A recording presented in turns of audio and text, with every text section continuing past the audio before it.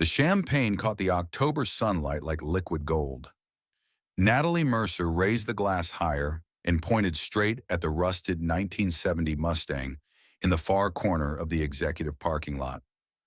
Ladies and gentlemen, I present to you the future of junk transportation. 50 executives erupted in laughter.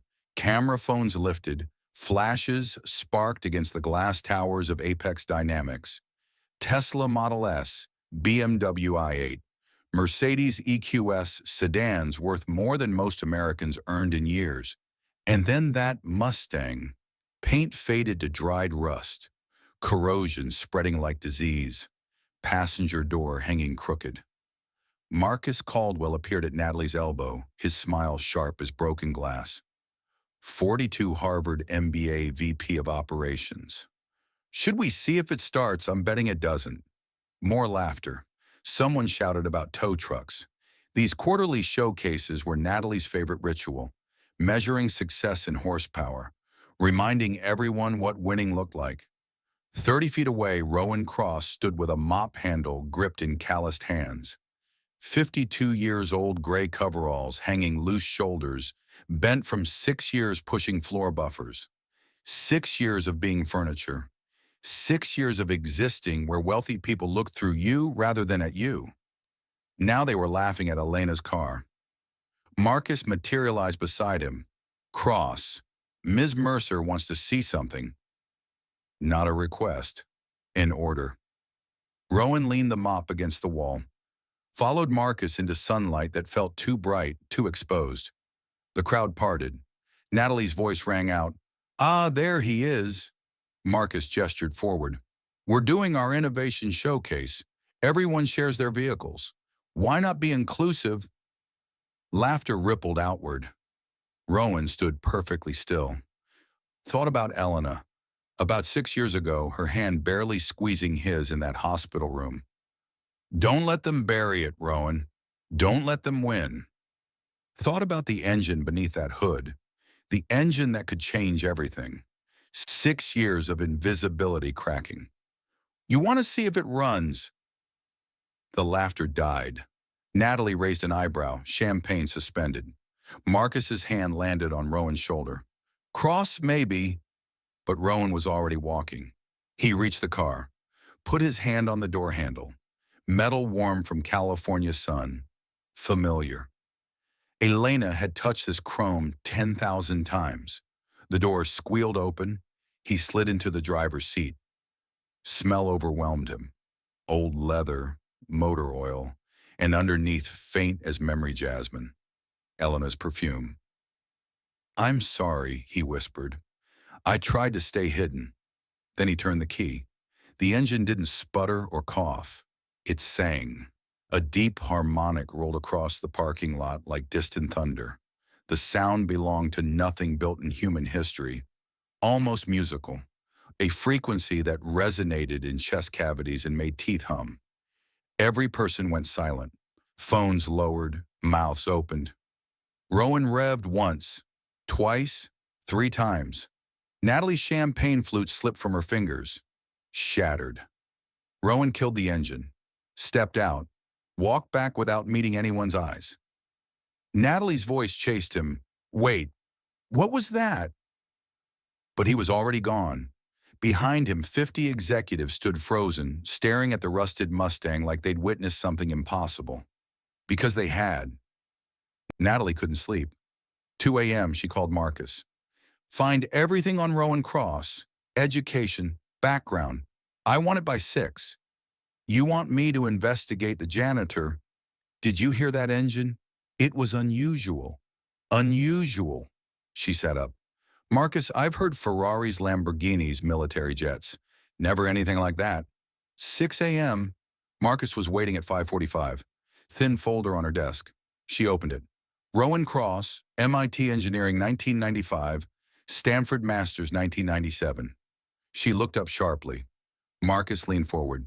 12 years at NASA Jet Propulsion Laboratory. Propulsion Systems. 17 published papers. Presidential Early Career Award. He was a genius. Ice spread up her spine. Then what's he doing mopping my floors? 6 years ago, he disappeared, left NASA, dropped off the grid, then showed up here with a fake resume claiming high school dropout. A fake resume? Who investigates janitors? Natalie stared. A NASA engineer, hiding for 6 years, mopping floors. Marcus handed her a printout. Aerospace engineer's wife loses battle with cancer. A photograph. Rowan, younger, thinner eyes hollow, standing beside a hospital bed. The woman smiling despite tubes, despite shadows under her eyes. Dr. Elena Cross, physicist, died at 41. The article mentioned they'd been working on something. Revolutionary propulsion system, energy regeneration engine. But no details, like the whole project had vanished. I want surveillance footage, every camera. I want to see what he does when nobody's watching. Marcus hesitated. Do it. The footage arrived at 6 that evening.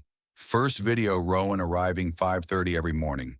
Same spot, nothing unusual. Second video, leaving at 11 p.m., 3 hours after his shift. He didn't go to his car immediately. Walked to the trunk, pulled out an aluminum case, popped the hood, started working, connecting diagnostic equipment, adjusting components with surgical precision. This wasn't maintenance. This was engineering. 3 weeks of footage, same pattern every night. Then she found it. 11 days ago. Timestamp 11:47 p.m. Rowan disconnected the fuel line, set it on the ground, got in the car, started the engine. 1 minute, 2, 5, 10. The engine ran 10 full minutes with no fuel line. Finally, he shut down, reconnected, drove away. Natalie paused the video. Her hands shook. My God, Rowan, what did you build? Next morning, she called him to her office. He stood near the door ready to run. Sit down, Mr. Cross. He didn't move. Please. Slowly, he sat. Edge of the chair, muscles coiled. I did research, MIT, Stanford, NASA. You were brilliant. Why are you mopping floors for $40,000 a year? I needed a job to pick up my daughter from school. Too quick. Rehearsed. You're hiding something. That engine. I've never heard anything like it. Something flickered in his eyes. Fear. It's just an old car. Then sell it to me. 50,000. Cash. Today. Not for sale. 100,000. No. $500,000. He stood slowly. You really don't understand. His voice quiet but sharp. You see money, opportunity, asset. But that car is all I have left of my wife. Every time I turn that key, I hear her voice. You can't buy that. He stepped closer. Some things are sacred. Some things matter more than quarterly earnings. But you wouldn't understand. You've never lost anything that couldn't be replaced with money. He walked to the door. Stopped. I know who your father was. I know what he did. And I know what he destroyed to build it. The door closed. Natalie sat frozen. I know what your father destroyed. She reached for her phone, hands shaking. Called Dr. Margaret Reynolds, her father's oldest friend. Tell me about Rowan Cross. Silence. Tell me what my father did to him. Long sigh. Come to my house. There are files Harrison left. Files he never wanted you to see. 4 a.m. Margaret's mansion in Atherton. She stood at the door in a silk robe holding a manila folder. Your father was complicated, brilliant, capable of extraordinary vision and extraordinary cruelty. She handed over the folder. Did he steal it? Margaret sat heavily. Yes, in every way that matters. Natalie opened it. Legal papers, patent applications, internal memos, a handwritten letter, her father's script. Acquired Sullivan Cross thermal regeneration patents. Cost $2.3 million to suppress claims.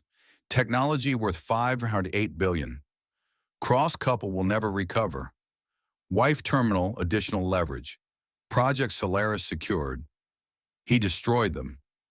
Barely a whisper. Margaret took her hand. Rowan and Elena came for funding. 7 years developing that engine. They believed it could help climate change. They trusted him. She paused. Harrison saw opportunity. Young couple, no money, no connections. Technology worth billions. So he took it. The letter mentions Elena's cancer. He buried their patents, threatened bankruptcy. Elena had stage 4 pancreatic cancer, 340,000 in medical debt. Insurance wouldn't cover. Margaret's voice cracked. Harrison went to their Oakland apartment 1 month before she died, offered 200,000. Just sign an NDA. Walk away. What did they do? Elena was dying. They needed that money desperately. Experimental treatment, comfort care, their daughter's future. Margaret looked directly at her. Elena said no. She said some things are worth more than money, that if they took his offer, they'd be dead inside. She died 3 months later, believing her work was buried forever. Natalie ran to the bathroom, vomited. When she emerged, Margaret waited with water. Why didn't you stop him? I tried. Harrison said it was just business. The strong survive. That's when I knew I'd lost my friend to something darker. What do I do? Margaret gripped her shoulders. You decide who you are. Your father's daughter, or something better. That man has waited 6 years for someone to see the truth. Now you've seen it. What will you do? Natalie looked at the folder. Evidence of her father's crime.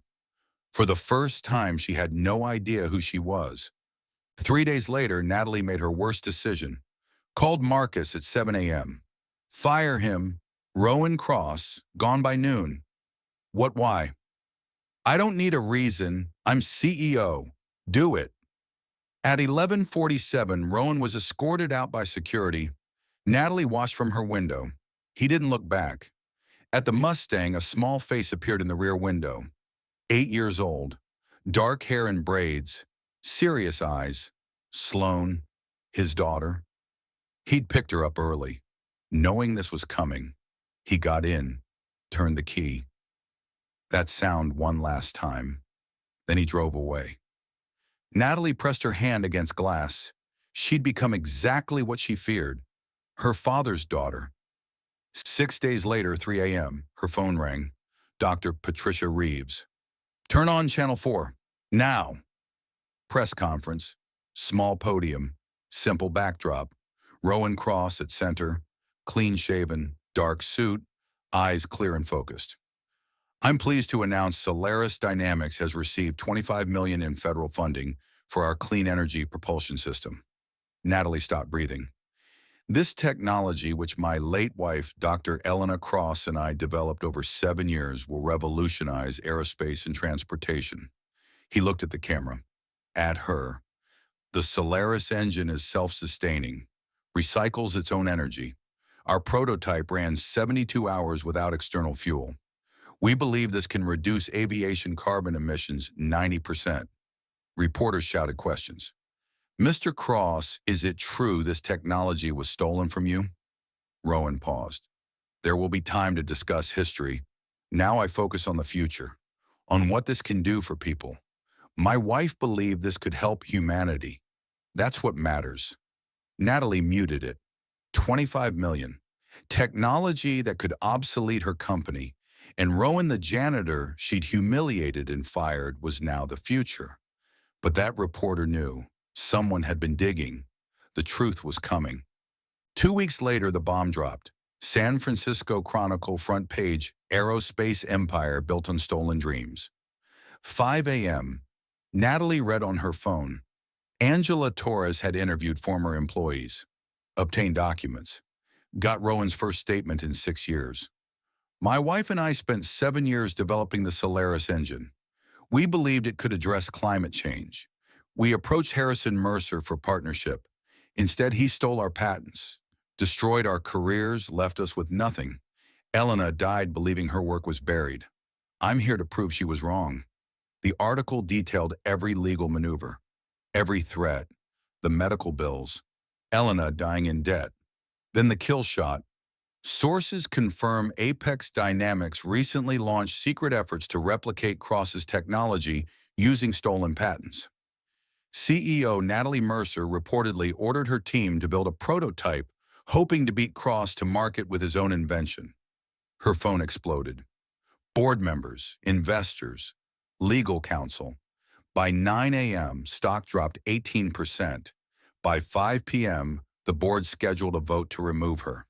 She sat watching her empire crumble on Bloomberg terminals. Text from Marcus. Board meeting tomorrow 9 a.m. They're voting you out. Resign tonight with dignity. She didn't respond. Sat alone in the corner office her father built surrounded by windows, showing a city that would celebrate her downfall. She deserved it, unless she chose to become something else. That night, Natalie drove to Oakland, found the public library on Grant Avenue, parked 3 blocks away, entered wearing jeans and a hoodie. She found them at a corner table, Rowan and a little girl, 8 years old, dark hair in braids, serious face over an advanced textbook.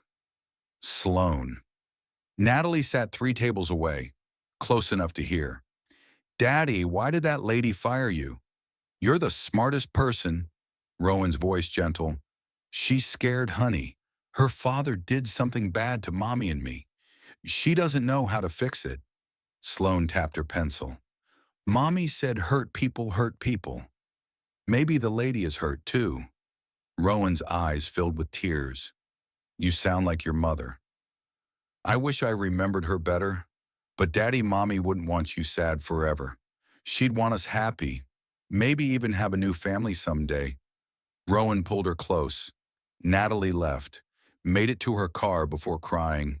She drove home, found her daughter Sienna on the couch. 8 years old, blonde hair, green eyes. Watching TV alone because her mother worked 80-hour weeks. Mommy, you're home early? You look sad.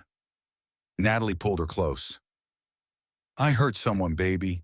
Someone who didn't deserve it. Then say sorry, that's what you tell me. Out of the mouths of children, but sorry wouldn't be enough. Next morning, Natalie drove to a storage facility in Menlo Park, rented the largest unit, called suppliers. I need engineering equipment, diagnostic systems, everything. Her assistant panicked. The board meeting is in 2 hours. I'm not going. Send the equipment. I'll pay personally. By noon, Natalie Mercer had been removed as CEO by unanimous vote. By 6 p.m., she was sleeping on an air mattress in a storage unit surrounded by equipment she barely knew how to use. For the first time in 43 years, she felt something like peace. 37 days. She maxed out 3 credit cards, slept on an air mattress, showered at a truck stop, ate tacos when she remembered, built prototypes based on Elena's notes from a former NASA colleague who believed in second chances. Day 8, 5 seconds before shutdown, she sat on concrete staring at smoking wreckage, felt determination unmarred by entitlement. Day 15, 45 seconds. Day 23, 3 minutes. Day 30, 12 minutes, then catastrophic failure. Day 31.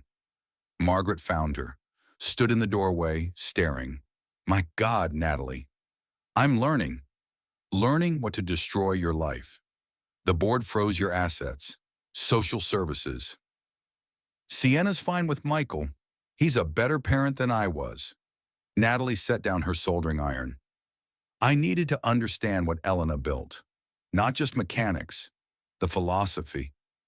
Margaret picked up papers covered in equations. Did Rowan give you specifications? No, I found them through his NASA colleague, Elena's original notes. Every calculation. Natalie looked up, eyes bloodshot but clear. She wrote philosophy in margins. Don't force it, guide it. Let energy find natural rhythm. She wasn't just building an engine.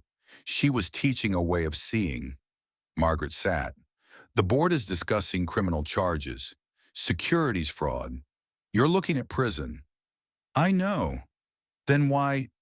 Because I spent 43 years taking things I didn't earn. If I go to prison, at least I'll know I built something real with my own hands. Margaret pulled out an envelope. 80,000. Cash. It'll keep you going. Margaret, I failed your father once. I won't fail you. Be better than him. Day 37, 3:14 a.m. Natalie had her breakthrough, reading Elena's notes for the 100th time, a section about harmony. The Solaris isn't about force, it's about harmony. Every component must work together, not against. The system cannot be dominated. It must be balanced, guided, respected. Natalie realized her mistake.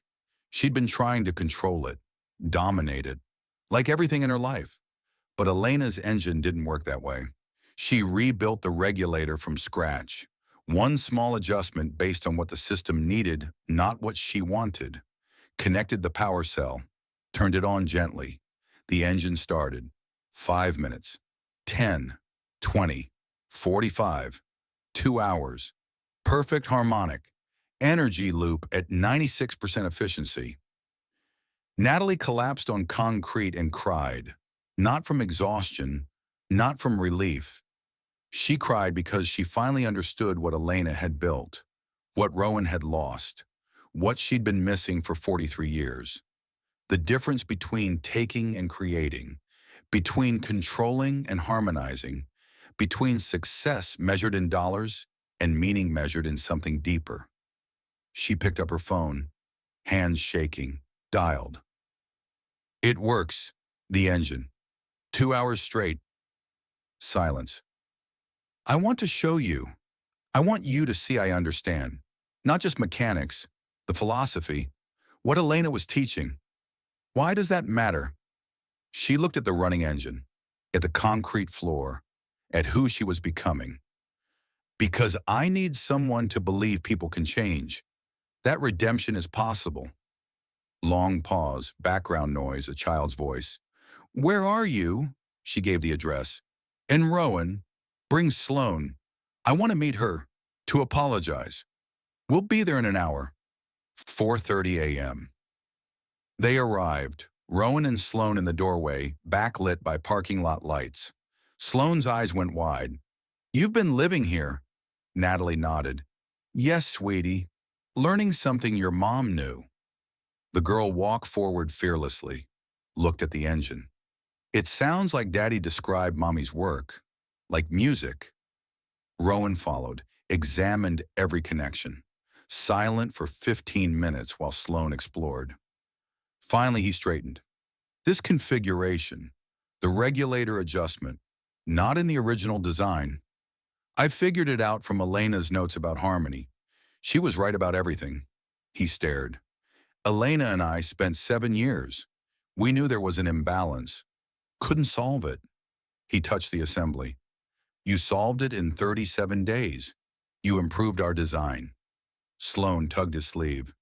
Does the nice lady understand now? Rowan picked her up.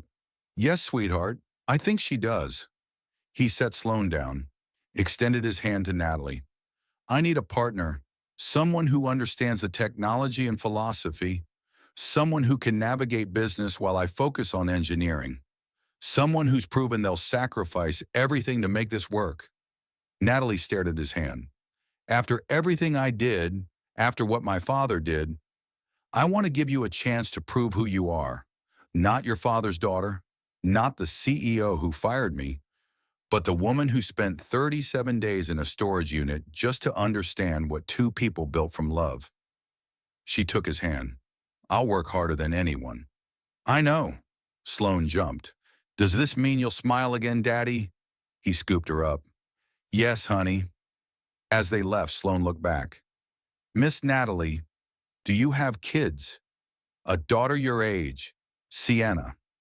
Can we be friends? I don't have many who understand about mommies who aren't here. Tears threatened. She'd like that very much. 3 months later, Solaris Dynamics occupied a converted Oakland warehouse. Federal funding plus private investment. 20 engineers, 12 technicians, 2 partners who'd been enemies. Natalie worked 16-hour days. handled investors, contracts, operations, took 1/5 her former salary, lived in a modest Oakland apartment. Sloan and Sienna had become inseparable. Playdates, sleepovers, two girls who'd both lost something, finding in each other what they'd been missing. One evening, Sloan appeared at Natalie's elbow. "Miss Natalie, can I ask something?" "Of course. Do you think my daddy is lonely?" Natalie looked across the warehouse at Rowan, still handsome at 52, despite gray hair and lines. "Why do you ask?" He smiles more now. "Since you started here? And Sienna says you smile more too." "Real smiles." "Sloan, what are you getting at?" Eyes too wise for eight. "I think you and Daddy should go on a date. A real date where you're not talking about engines." "Honey, it's complicated." "Mommy told me something before she died. I was little, but I remember. She said Daddy shouldn't be alone forever. He should find someone who makes him happy, someone who understands his work and heart." Tears burned. "Your mom sounds wise." "She was. So will you." Before Natalie could answer, Sienna appeared grinning. "We have a plan. We'll tell Daddy you need help with a contract and tell you Daddy needs advice. Both show up at the same restaurant." "Surprise." "That's very sneaky." "Is it working?" Sloan asked hopefully. Natalie laughed, really laughed. "Yeah, I think it is." 2 weeks later, both arrived at an Italian restaurant at 7, both expecting business, both finding their daughters at a corner booth with enormous smiles. "Surprise, we made you a date." Sloan jumped up. "You both work too much. You smile when you're together. We want a real family, not just work friends." Sienna nodded. "A real family. Mom and Dad and two sisters who are best friends." Rowan looked at Natalie. They both started laughing. They sat, ordered wine, let their daughters order too much dessert. After dinner, walking to cars while Sloan and Sienna ran ahead, Rowan took Natalie's hand. "They're not subtle. Not even a little. I'm terrified. I haven't felt this way since, maybe ever. And given what I did, Elena told me something before she died." He stopped, turned to face her. "She said, don't close your heart. Sloan needs to see love can happen twice, that broken things can be repaired." He touched her face. "I think I'm ready. If you are?" She kissed him, right there while their daughters cheered. "Yes." 6 months later, Catherine Wells from Boeing visited with her team. Natalie had prepared for weeks. Projections, specifications, analyses. Catherine, 58, with 32 years in aerospace, cut to the point. "I've read your materials. Show me something real." Rowan looked at Natalie. She nodded. They led Boeing outside to the Mustang. "This is the original. 6 years running. Never needed fuel." Natalie climbed in, turned the key. That harmonic rolled across Oakland morning. Boeing's team watched their monitoring. Energy input, recycled. Output, a self-sustaining loop. One engineer whispered, "Not possible." Natalie smiled. And yet, after 2 hours, Catherine stood silent, staring. 32 years. I've seen many promised miracles. This is real." She turned to them. "Boeing offers $10 billion over 5 years for exclusive access." $10 billion. But it wasn't the money that made Natalie shake. It was validation. Proof Elena's dream could survive. "We accept," Rowan said, "with one condition. The first aircraft is named Elena." Catherine smiled. "Done." 2 weeks later, Marcus made his move. Anonymous tip. Someone leaking specs to Chinese competitors. Rowan showed Natalie evidence. Email trails, encrypted communications, offshore payments. Marcus had been sabotaging them because he'd been Harrison's accomplice 6 years ago, had helped bury patents. When Natalie exposed everything, she threatened his career. They set a trap. Fake meeting mentioning non-existent breakthrough. Security caught Marcus at 2 a.m. photographing documents. planting malware. Next morning, Natalie walked into Apex board meeting uninvited. The board looked up in shock. I'd like to introduce someone from the beginning. Marcus Caldwell, my father's accomplice. She played footage, showed emails, laid out Beijing payments. Marcus turned red. This is slander. These are your emails, Marcus. Your payments. You helped my father destroy Rowan and Elena 6 years ago. When I tried to make it right, you tried to destroy us again. Security escorted him out in handcuffs. Your father would be ashamed. She looked at closing doors. Good. I'm ashamed of him, too. That's the difference. Margaret Reynolds' interim board chair approached. The board offers settlement, $500 million to Solaris, public apology, licensing agreement. Natalie looked at Rowan. What would Elena want? She'd want money to help people. Start a foundation. No family should go bankrupt from medical bills while innovating. They accepted. That afternoon, they announced the Elena Cross Foundation, $500 million to help families facing medical bankruptcy while pursuing science. 3 days later, Natalie held a press conference. No lawyers, no PR, just her before 200 reporters. 6 years ago, my father, Harrison Mercer, stole life-changing technology from Rowan and Elena Cross. Gasps, cameras. He bankrupted them while Elena was dying of cancer. They could have used that money for treatment. She died in debt, believing her work was lost. Voice breaking. When I learned the truth, I did what my father would do. Fired Rowan. Tried to steal again. I was my father's daughter. She looked into cameras. I was wrong. I'm sorry. I'm committing the settlement $500 million to the Elena Cross Foundation, helping families so no one chooses between saving a life and saving a dream. Standing ovation. Tears. Sloan and Sienna in front, holding hands, crying with pride. To everyone hurt by my father, I'm sorry. To Rowan, thank you for grace I didn't deserve. To Elena, who I never met, your dream will not be buried. The world will know your name. 8 months later, Rowan proposed.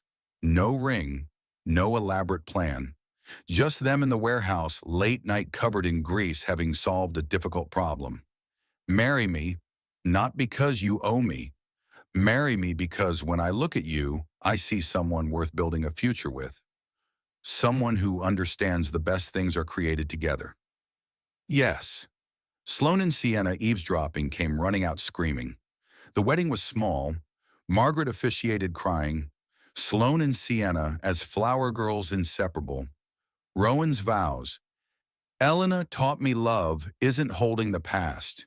It's courage to build something new. Natalie, you've shown me broken things can be repaired, that people can change. Natalie's vows. You gave me grace when I deserved condemnation. You taught me integrity matters more than success, truth more than comfort. She looked at Sloan. Thank you for sharing your daddy. Sloan, crying happily. Now Sienna is my real sister. 2 years later, clear October morning, the first commercial flight using Solaris technology prepared for takeoff from San Francisco International. Rowan, Natalie, Sloan, Sienna stood on the observation deck, hands joined, a family forged from loss and redemption. The Boeing 787 retrofitted with Solaris propulsion, painted deep blue with gold accents. On the tail, elegant script, Elena. Sloan saw it and cried, "That's Mommy, everyone will know." The Solaris engines came to life, that familiar song that had started everything in a parking lot 2 years ago.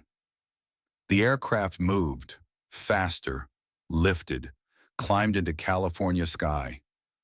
Rowan whispered, "She's flying, Elena. You're finally flying." Natalie held him. Sloan and Sienna pressed close. 4 people who'd found each other in ruins, becoming something stronger. When the plane disappeared, Rowan wiped his eyes. She would have loved this, the technology, the foundation, but mostly this. He pulled them close.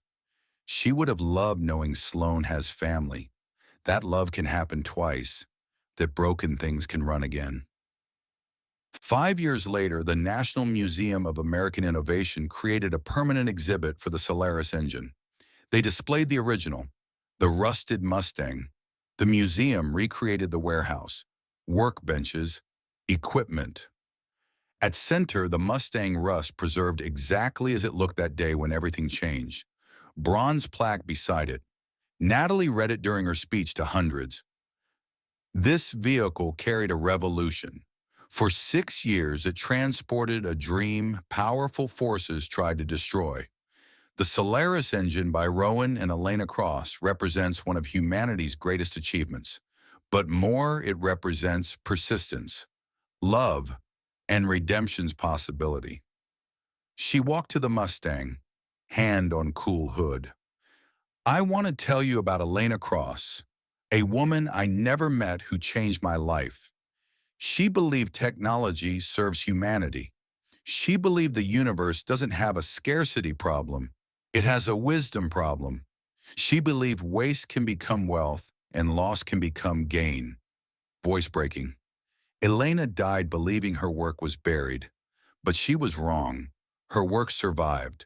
Today, millions live better because of what she built. She turned. I'm not the hero. I'm the villain who learned to be something else. Proof the worst version of ourselves doesn't have to be final. Elena believed in second chances, transformation, redemption. She walked back to Rowan with Sloan and Sienna, family built from ruins. This car taught me real value, not shine or status, but what you build, what you protect, what you sacrifice to make things right. After the ceremony, when the museum emptied, Rowan pulled something from his pocket. A key, old, worn, metal smooth from years. The original key, Elena used it first. I've carried it 13 years. He held it out. I can't. Yes, Elena would have wanted this. She believed in passing forward. He pressed it into her palm. When you doubt yourself, hold this. Remember what it started. Remember the most valuable things aren't always visible. Sometimes they're hidden in plain sight, waiting for someone brave enough to look past the rust and see the gold. Natalie closed her fingers around it. Warm, smooth. Years of hope and grief and persistence. Outside, Sloan and Sienna laughed. The future they were building, redemption made manifest. Some revolutions start with a bang, others with a whisper, and some, the ones that matter most, start with a rusted car, an engine that shouldn't exist, and two people brave enough to believe that broken things can run again. The janitor had his justice. The CEO found redemption. The car everyone laughed at changed the world. Because every engine, every person, every broken thing has potential to be reborn. All it takes is someone willing to turn the key.